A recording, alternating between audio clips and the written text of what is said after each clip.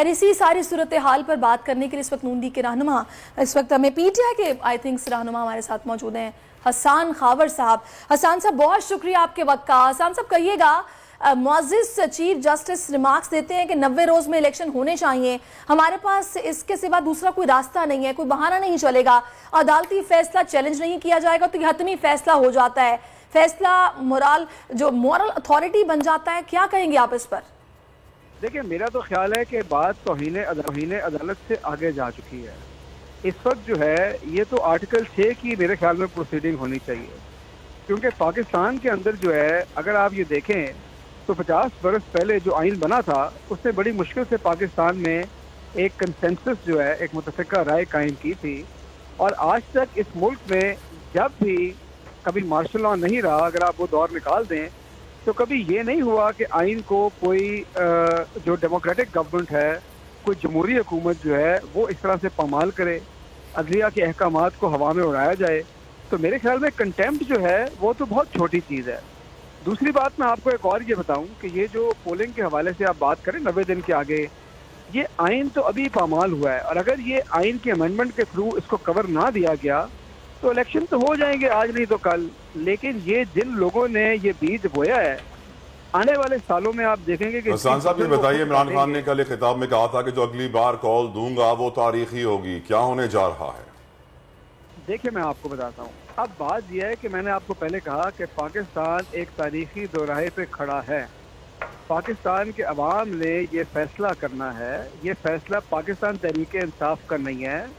یہ میرا آپ کا نہیں ہے، یہ پورے پاکستانیوں کا فیصلہ ہوگا کہ اس ملک کے اندر آئین کے مطابق چلنا ہے یا جنگل کے قانون پہ چلنا ہے۔ اور جو ایک سیاسی جماعت ہوتی ہے اس کے پاس دو ہی طریقے ہیں، وہ پہلے قانون کا سہارا لیتا ہے، عدالت کا دروازہ کھٹکھٹاتا ہے، لیکن جب عدالتوں کے حکم ماننے سے حکومتیں اور جابر جو آپ کے حکمران ہیں وہ انکار کر دیں تو دوسرا راستہ احتجاج کا رہتا ہے، عوامی مہم کا رہتا ہے۔ اس کے بعد تو کوئی راستہ نہیں ہے کسی سیاسی جماعت کے پاس۔ تو خان صاحب جو ہے، پاکستان تحریک انصاف جو ہے، وہ اس تحریک کی روح رواں ہوگی، وہ اس کی ڈائریکشن ہوگی، لیکن یہ تحریک قوم کی ہے اور یہ فیصلہ قوم کا ہے کہ اگر انہوں نے اپنے مستقبل کو سنوارنا ہے تو وہ نکلیں گے اور انشاءاللہ اس میں بھرپور حصہ لیں گے۔ تو اس حساب سے اچھا حسان صاحب کہیے گا، وزیر اعظم شہباز شریف نے کل ایک بیان دیا، انہوں نے کہا کہ عمران خان مسلسل ناکامی کا شکار ہیں، وہ بار بار الزام تو لگاتے ہیں لیکن ثبوت کوئی نہیں ہوتا، کیا رد عمل دیں گے آپ؟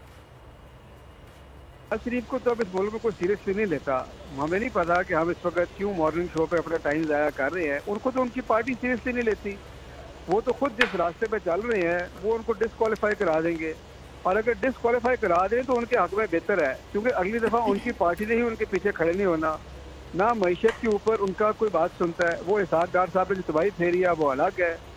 پارٹی سیاسی فیصلے جو ہے وہ آصف علی زرداری چلا رہے ہیں، ملک ان کے قابو میں ہے نہیں ہے۔ تو شہباز شریف کو تو پہلے اپنی فکر کرنی چاہیے،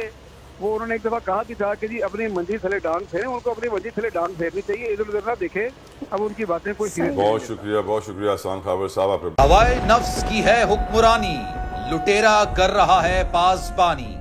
بول نیوز کے مارکیٹنگ ہیڈ آکاش رام تاحال لاپتہ، تفتیشی ادارے جواب دینے سے قاصر، اہل خانہ پریشان، بیٹے کی جدائی میں ماں غم سے نڈھال۔ جو بچو ہندو پر آئے تھے جو کو پاکستانی،